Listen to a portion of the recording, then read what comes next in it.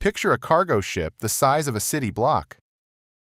200,000 tons of steel, fuel, and stacked containers, pinned in place by a single hook the size of a vending machine. The hook is the famous part. The hook is on the postcards. The hook is the symbol of stability. And the hook is mostly a lie. That anchor by itself holds almost nothing. It would not stop that ship for 10 seconds. The actual work is being done by something else entirely, something heavier than the anchor, something dragged out of sight along the sea floor, something almost nobody ever talks about. The truth is buried in mud. And once you see it, the symbol stops making sense. Ask anyone how a ship stays put, and the answer is automatic. You drop the big metal thing, it falls down, it sits on the bottom, and the ship stops. This is the picture from cartoons and from rusted anchors propped outside seafood restaurants. The anchor is a heavy object. Heavy objects do not move. Therefore, the ship, attached to a heavy object, also does not move. It is a simple story. It is a satisfying story. It is also wrong. The numbers underneath the story are insane. A modern cruise liner can weigh 100,000 tons. A loaded supertanker can pass 200,000. Wind hits that vertical wall of steel with the force of 1,000 cars. And the anchor? Maybe 20 tons.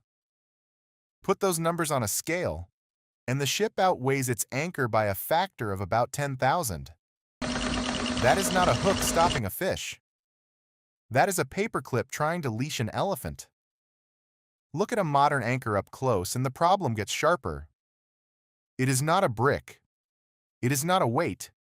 It is a claw. Two shovel-shaped pieces, called flukes, hinged at the base of a long shaft. The whole thing is designed so that when it gets dragged sideways across the seabed, those flukes rotate, bite into the mud, and dig deeper. The anchor is not built to crush the ocean floor. It is built to hook it. But here's the obvious question. If the anchor hooks the floor like a claw, why does it need to be hooked sideways? Why not just drop straight down? Because the moment the chain goes vertical, the anchor flips out of the mud and rises like a kite. A direct, straight-up tug rips it free. The bite only holds when something keeps pulling the anchor horizontally, hugging the floor.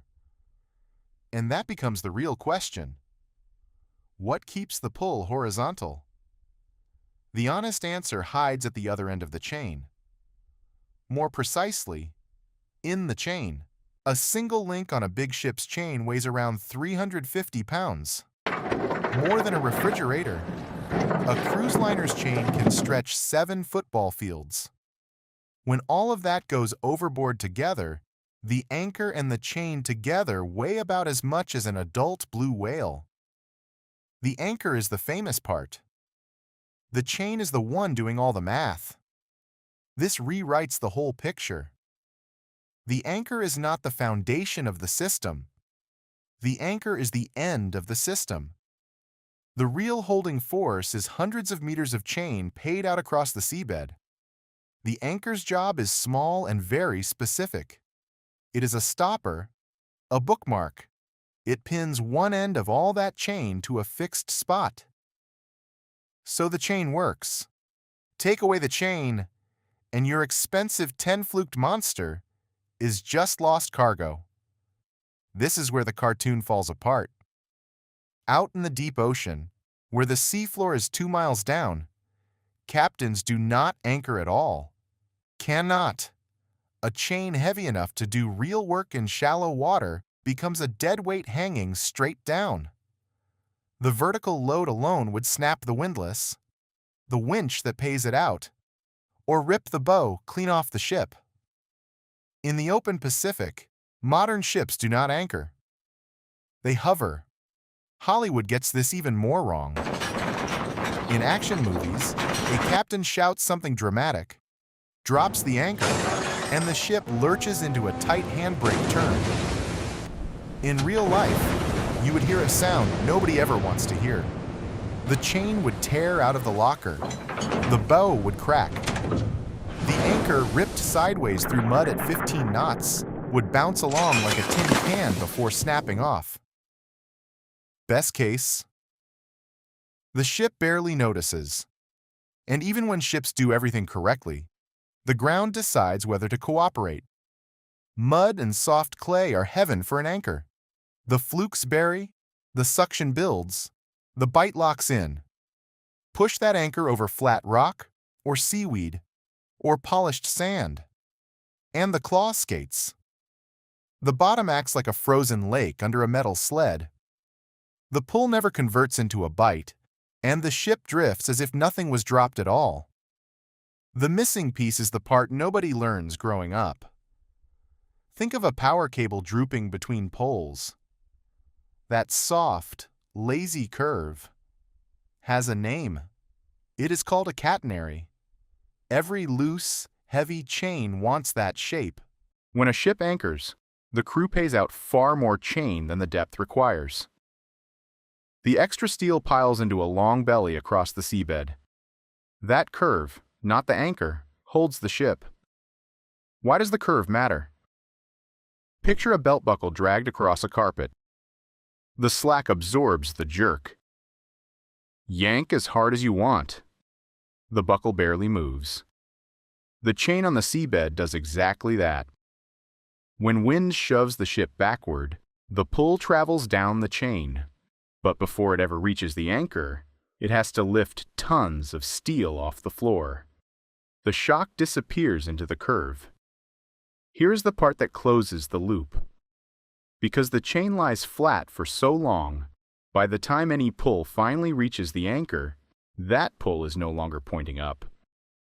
It is pointing sideways. Horizontal. Exactly the angle the flukes were designed for. Every gust of wind, every swell, every nudge of current does the opposite of ripping the anchor out. It drives the anchor deeper into the mud.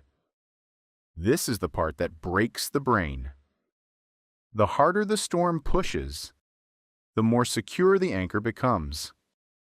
A bigger wave means more sideways pull. That pull forces the flukes deeper into the mud, where the suction tightens around them like wet concrete.